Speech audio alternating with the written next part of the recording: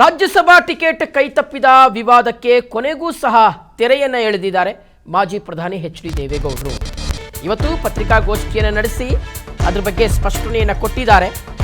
ನಿಜಕ್ಕೂ ದೇವೇಗೌಡರಿಗೆ ಟಿಕೆಟ್ ಕೈತಪ್ತಾ ಅಥವಾ ಅವರೇ ವಿನಯಪೂರ್ವಕವಾಗಿ ಟಿಕೆಟ್ ಅನ್ನು ನಿರಾಕರಿಸಿದ್ರಾ ಅನ್ನೋದ್ರ ಬಗ್ಗೆ ಇವತ್ತು ಅವರು ಕ್ಲಾರಿಫಿಕೇಶನ್ ಅನ್ನು ಕೊಟ್ಟಿದ್ದಾರೆ.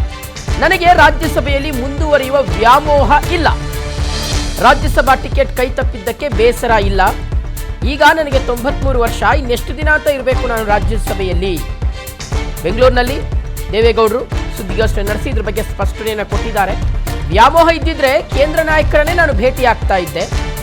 ನನ್ನ ಮೋದಿ ಅವರ ಸಂಬಂಧ ಕೇವಲ ರಾಜ್ಯಸಭಾ ಸ್ಥಾನಕ್ಕಲ್ಲ, ರಾಜ್ಯಸಭಾ ಟಿಕೆಟ್ ದೃಷ್ಟಿಯಲ್ಲಿ ಮೈತ್ರಿಯನ್ನು ಅಳೆಯಲು ಸಾಧ್ಯವಿಲ್ಲ.